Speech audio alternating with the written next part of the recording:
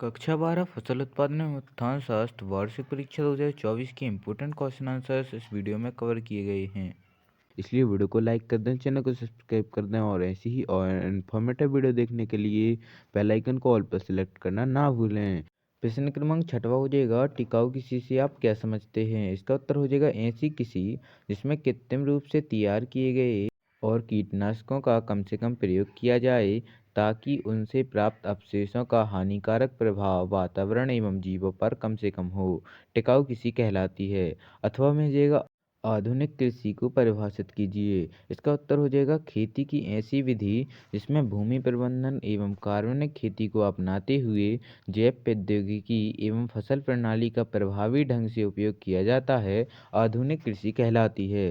प्रश्न क्रमांक 7वां हो जाएगा, कृषि के व्यवसायीकरण के प्रमुख क्षेत्र बताइए।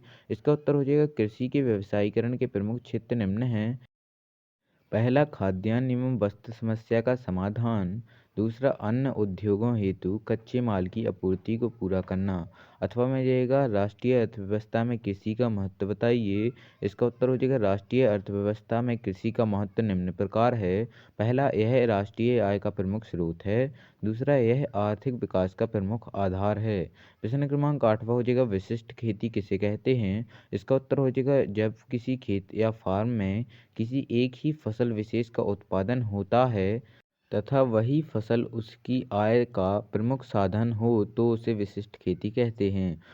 अथवा में आ जाएगा, शुष्क खेती की दो सीमाएं लिखिए। इसका उत्तर हो जाएगा, शुष्क खेती की दो सीमाएं निम्न हैं। पहला, शुष्क खेती के समय पर जुताई, बुवाई एवं कटाई करनी पड़ती है। दूसरा, उर्वरकों का समुचित उपयोग करना चाहिए। प्रश्न क्रमांक 9वां हो जाएगा, सामान्य खेती के दो लाभ बताइए। इसका उत्तर हो जाएगा, सामान्य खेती के लाभ निम्न हैं। पहला, इस खेती में किसान अपने साधनों का पूर्ण रूप से प्रयोग कर सकता है। दूसरा, इस खेती में किसान के पास पूरे वर्ष कार्य रहता है। अथवा में जाएगा, खेती के प्रमुख प्रकारों को लिखिए। इसका उत्तर हो जाएगा, खेती के प्रकार निम्न हैं। पहला, सामान्य खेती। दूसरा, विशिष्ट खेती। तीसरा, मिश्रित खेती। चौथा, सिंचित खेती। पांचवा, रेंचिंग खेती। छठवां, शुष्क खेती। प्रश्न क्रमांक 10वां हो जाएगा, मिश्रित फसल की परिभाषा लिखिए।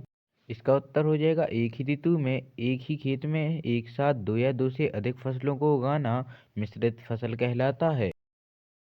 अथवा में आ जाएगा, मृदा को परिभाषित कीजिए।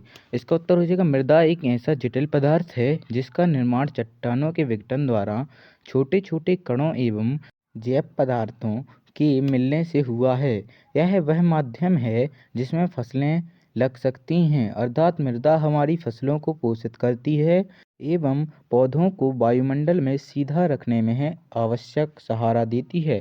प्रश्न क्रमांक 11वां हो जाएगा, किसी कार्यों के लिए उत्तम मिट्टी की विशेषताएं बताइए। इसका उत्तर हो जाएगा, ऐसी मिट्टी जिसकी जल धारण क्षमता अधिक हो, जिसमें लाभदायक जीवाणु भली भांति कार्य करते हों, जिसकी उर्वरा शक्ति स्थिर हो, जिसकी वायु व जनसंचार उत्तम होता था, जिसमें पर्याप्त रंध्रावकाश हो, कृषि कार्य के लिए उत्तम होती है।